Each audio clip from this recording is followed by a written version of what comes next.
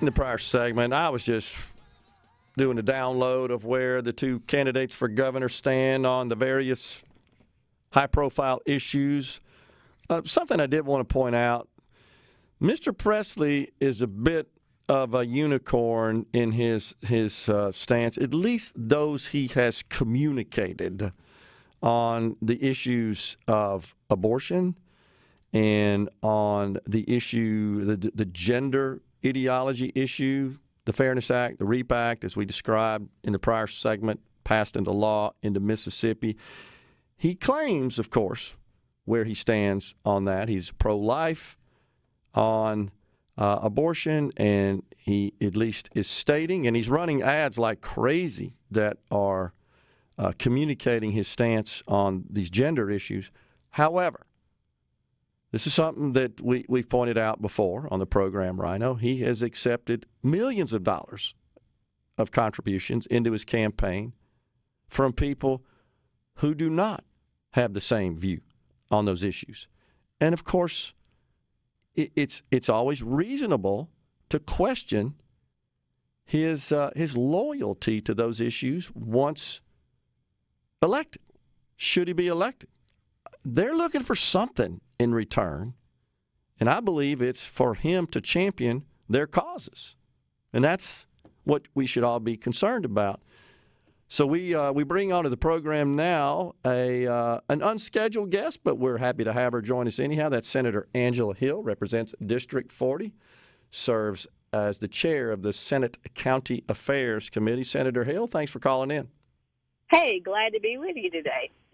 You bet. So I assume you were listening and hearing me analyze the candidates on the various issues, what I consider to be the high-profile issues. You got some thoughts?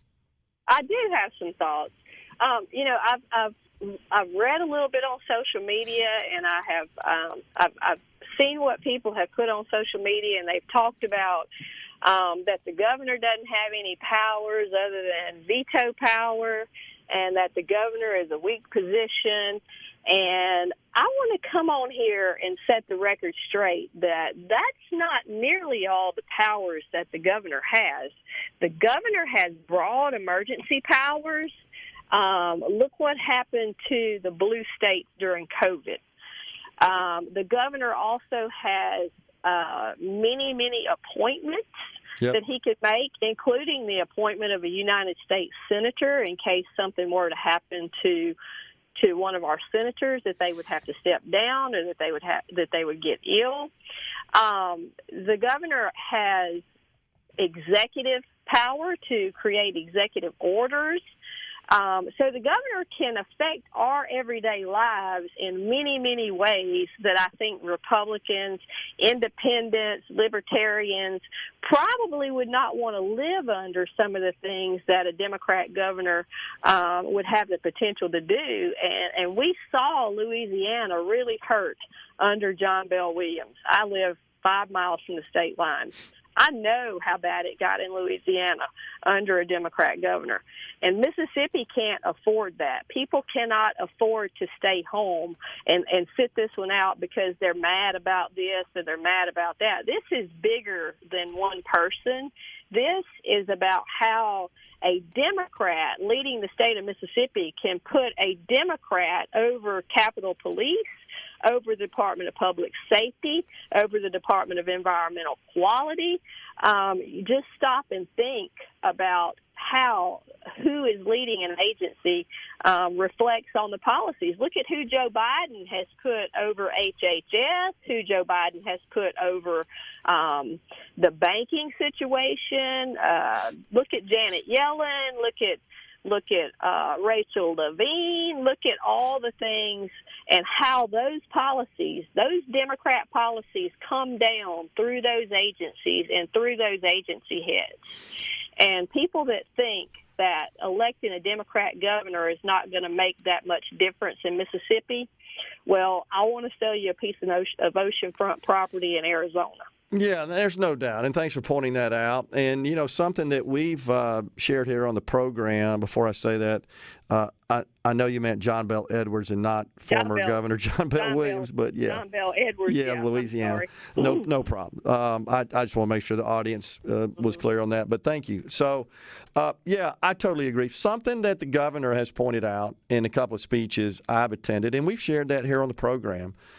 God forbid, we don't want anything to ever happen to any U.S. senator sitting in office, but certainly nobody can predict the future. But in the state of Mississippi, that it is correct that it would be incumbent upon and under the power of the governor to appoint a replacement should a seat be vacated.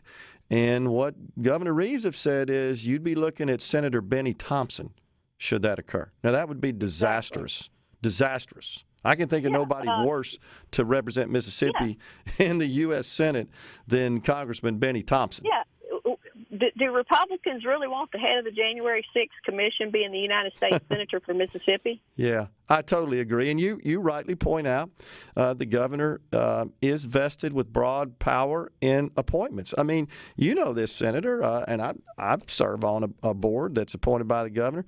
That's a full-time job of just one resource in the governor's office that does nothing but manage the governor's appointments, work with the governor just to make sure, because it's constant, as you well know, besides these boards, agency heads as well, including Medicaid and the Department of Public Service, where Governor Presley, no, shame on me, candidate Presley has said, should he be elected governor, he would day one fire Drew Snyder at Medicaid and Sean Tyndall at Department of Public Safety, who have been fantastic in those positions, and appoint someone of his liking. He says someone who carried a badge at DPS and a physician, a bona fide physician in Medicaid, which is not necessary and honestly probably not the best choice and the best background for those positions.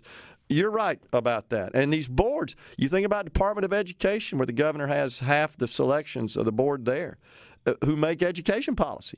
IHL, governor owns all those appointments. The body that governs the institutions of higher learning in our state. Exactly. And Brandon Presley's out there basically telling everybody that Medicaid expansion is going to save the rural hospitals. Well, there's states that have expanded Medicaid but also have rural hospitals that are still, they say, are on the verge of closing. And the federal government has even passed a new Medicaid scheme because they know that Medicaid expansion is not going to save the hospitals. The federal government has come out with a new payment scheme for hospitals. If the ones that don't have any census, they're trying to keep all these beds open because they're trying to keep all these people employed. They're using it for a local employment agency. The federal government under Joe Biden has even presented a new Medicaid payment scheme to encourage these hospitals to move to outpatient and emergency room, because even Joe Biden knows that Medicaid expansion can't keep all these employees working in this hospital when they don't have any patients on the inpatient ward. Well, the problem is, it's definitely bigger. It's a much, much bigger problem than Medicaid expansion. I can also communicate this. It's not just rural hospitals. Our urban hospitals are hurting too. This is a nationwide problem that's way bigger than just Medicaid. But it is true that we have a very high percentage of our population that is uninsured and that is still receiving benefits for which they're not paying. So we got to have a discussion about how do we fix that problem aside from just Medicaid expansion. It's not true what Brandon Presley says, the Democrats say, oh, yeah, just expand Medicaid and you've cured it. That's not true. No. But we need to have a meaningful discussion about it, for sure.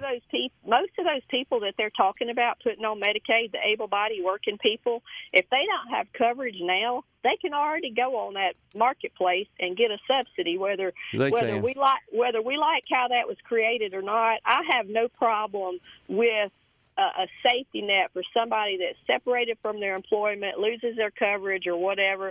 I wasn't for somebody that just decided they weren't going to pay for insurance, and then when they get sick, all of a sudden they're going to go get insurance. Yeah. But for people that separate from employment, get sick, have to quit their job, lose their coverage, or if they're working and their employer doesn't have a employer plan, they still can go to that marketplace and get a subsidy. I think you can make $99,000 with a family of 3, and if you don't go over that, you can still get the subsidy. So there's stuff already out there that they're saying that these people that need Medicaid expansion, there's already something out there to cover them. Yep. Well, we appreciate you calling in. We're up against a break right now. We thank you so much, and we'll be on the lookout for the results tomorrow. Thanks a lot, Senator. Thanks, Gerard. We're coming right back, folks, with the final segment of Middays, and then it's Ricky Matthews with SuperTalk Outdoors.